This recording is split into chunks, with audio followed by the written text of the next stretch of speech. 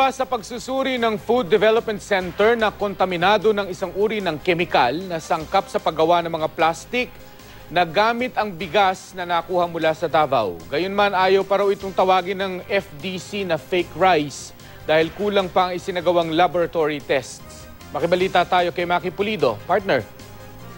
Partner, sa initial report ng Food Development Center, lumalabas na may contaminant na kung tawagin, yung tinatawag mga plasticizer, no? Ang tawag nila doon ay dibutyl phthalate.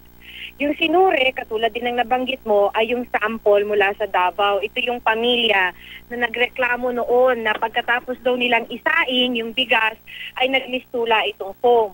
So itong dibutyl phthalate, ito yung chemical na ginagamit sa pagforma o paggawa ng mga gamit sa plastic. Isa nga siyang plasticizer. Matapos ang masusing lab test, lumabas na based sa starch yung bigas na sinuri pero contaminated nga nitong chemical na ito.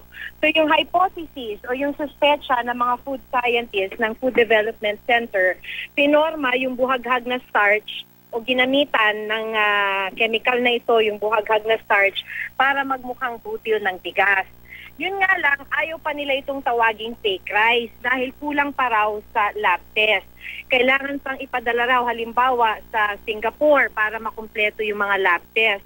Pero hindi raw agad-agad nakakalason. Ito yung sinasabi kanina ni Secretary Kiko Pangilinan. Ang sabi ni Secretary Pangilinan, kailangan daw kainin ng 3 buwan bago makasama sa kalusugan. Hindi kailangan daw maalarma yung taong bayan. Ilang ulit na itong sinabi, dahil nagbabantay daw at maglulunsad na nga ng operasyon at investigasyon sa Davao o inilunsad na. Ongoing na raw siya para hanapin yung source. Nag-issue ng mga paalala ang NFA, Mark. Alam ko maraming nag-aalala ngayon. Paano na kung ikaw ay bibili halimbawa ng bigas mo ngayon sa palengke, anong gagawin mo? Paano mo malalaman?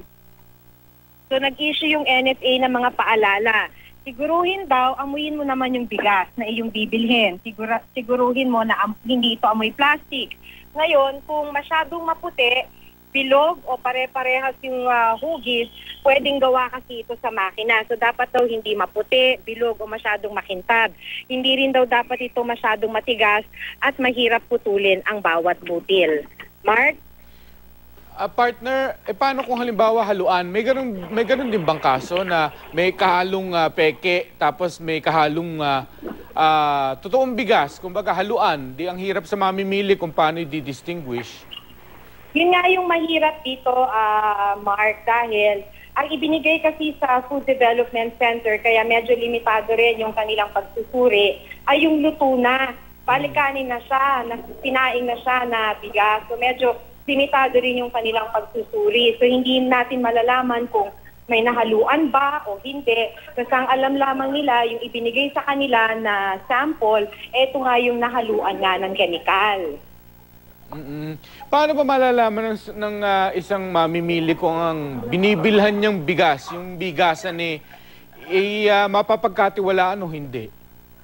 Alam mo, yan din yung kanina pa sinasabi ng NFA at saka ni Secretary Pangilinan. Ang sinasabi nila ng mga opisyal natin, sa ngayon, syempre naman huwag tayong maalarma dahil there are around 20 cases reported to the National Food Authority. Ito pa lamang yung nagpositibo, Mark. So ngayon, ang sinasabi lamang nila, gusto lang naman nila na maging aware yung publiko. So at this point, isa siguro katulad nga nung nabanggit mo, ay sa suking tindahan ka muna bumili. Kailangan daw sana ay certified ng NFA yung retailer na pagbibilhan mo ng bigas. Dahil kung kaduda-duda, mas mabuting iwasan muna yung mga ganung tindahan. Panghuli na lang. So, ibig sabihin hanggang ngayon ay hindi pa natin alam kung yan ba'y imported o dito ginagawa, dito pinepeke sa atin? Yun yung wala pa ring sagot kung saan galing. So, ang alam lamang nila ay kung saan ito pinagbilhan. Ang tinutuntun nila ngayon, yung pinaka-source nitong bigas na ito.